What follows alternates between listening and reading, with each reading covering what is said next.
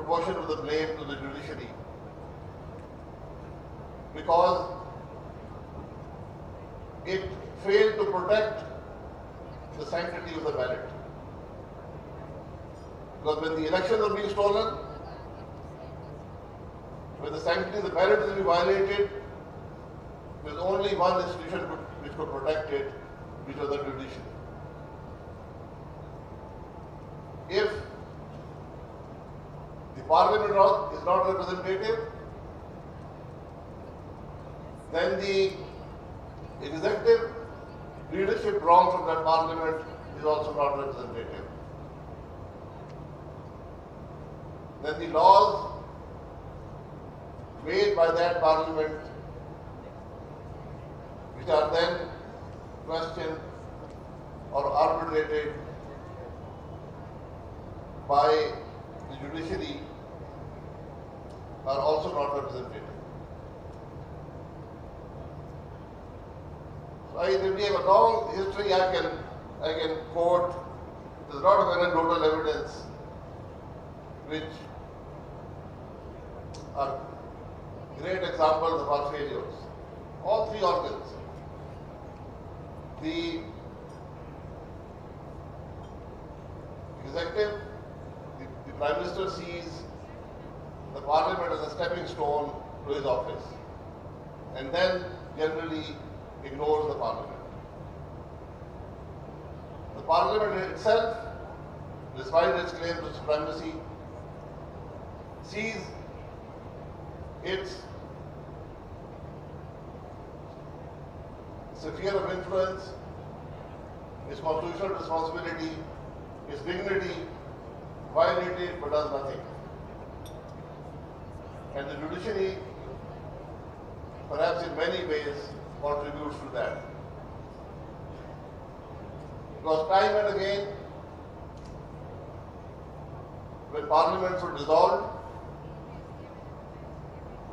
by the sword, the only action that the judiciary took was to provide sanction to that action, to provide protection to that action. So there's a long history that we have to consider here. I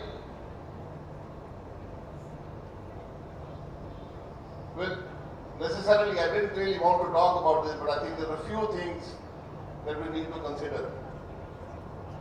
But again, it all comes back to the institution itself. And it's the institution of the judiciary.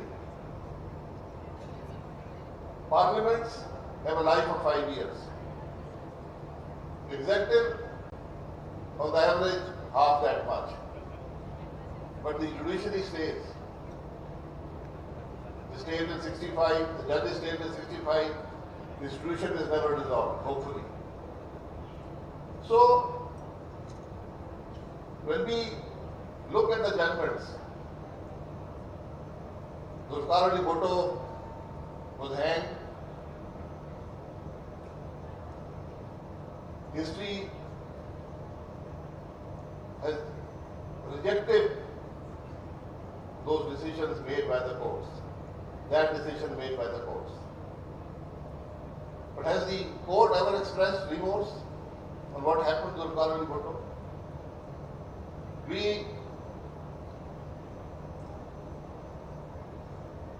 Dr. Malik was here, Dr. Malik is sitting here. We were part of a very extensive arbitration process on a major issue in Pakistan, which came only because the Supreme Court did not perhaps understand where its powers lay or what its jurisdiction was. And as a result, Pakistan had to pay a price of $6 million. Has there ever been remorse about that judgment? We have the executive, and perhaps now the parliament has found a solution to that issue. But it will be an issue that will be very divisive in the future. which will affect greatly the economy of this country. Who blame is not enough. Who do we go to perhaps rectify these situations that they don't happen in the future?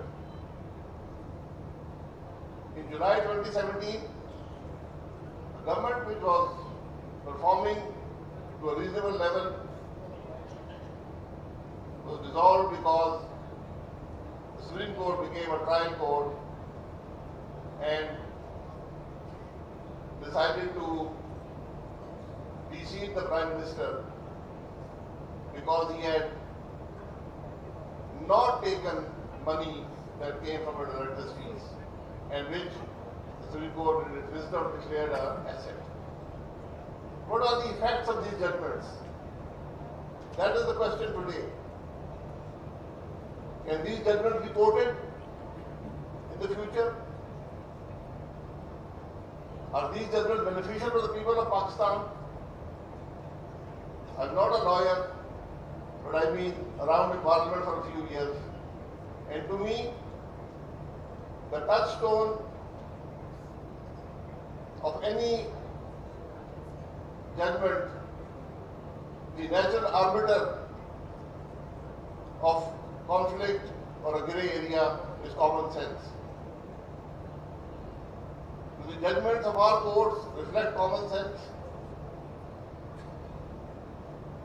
That's a question that the institution needs to ask itself, so that we do not repeat these mistakes in the future.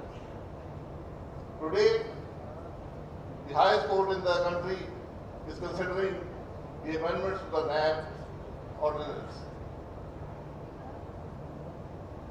It's a court which enjoys suo motu powers and has in the past exercised those powers. The NAB ordinance has a history to it. It has a 23-year-old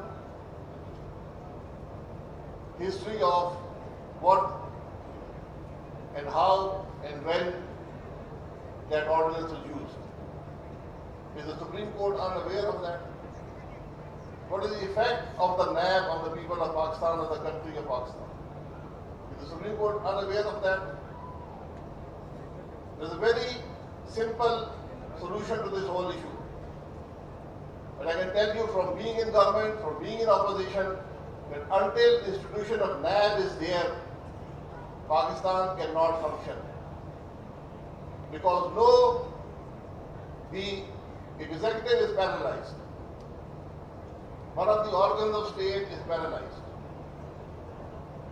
The other organ, the parliament, is unable to take the correct decision to repeal the NAB ordinance.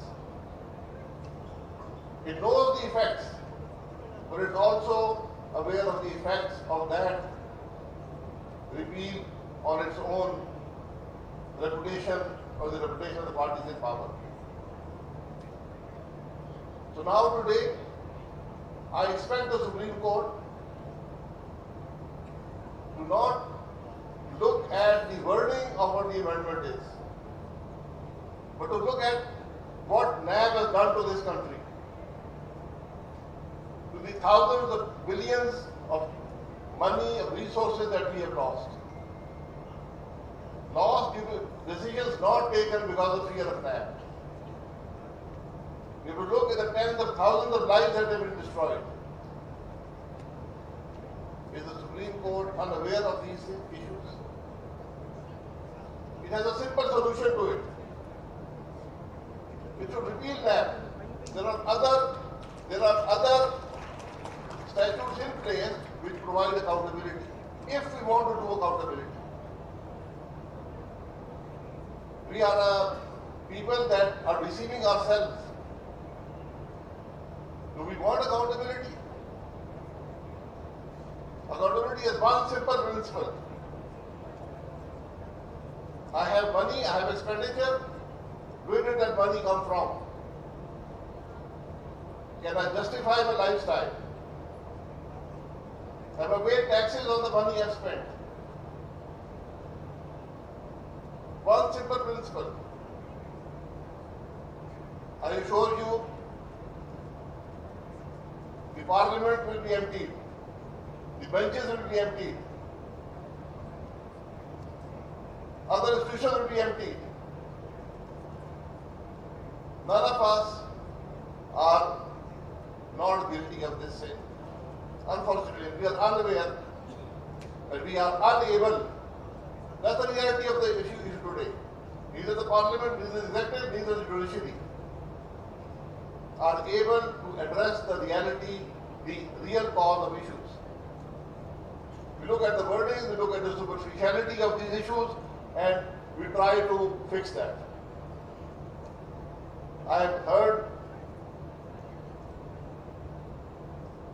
some leaders in all of these institutions talk about legacy. You don't create legacies. You let your actions speak for themselves and let history judge you. That is a legacy. You don't create history, a legacy, by inspecting hospitals, by undermining the functioning of the executive. My dear friend Khaqan, he always had this huge debate that he carried on for years on whether the Supreme Court can overturn a constitutional amendment. And I think the answer still remains unclear to me at least. Perhaps it can, perhaps it cannot. But whatever action the judiciary takes undermines if it undermines the parliament or the executive, it undermines the people of Pakistan. It affects the people of Pakistan. So let the judges be cognizant, they carry great responsibility. There is need for introspection. How many judiciaries in the world appoint judges themselves? How many promote themselves? What are the powers of the Chief Justice? Does he have to get there by seniority? We have a 20-year history of these issues. Is the institution stronger today? Are the judges more qualified? Are the decisions better? These questions need answers. So I thank you very much. I've taken a lot of your time. Very grateful.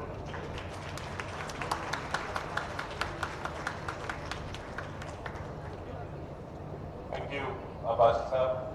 I'm told by the organizers that we've run considerably over time.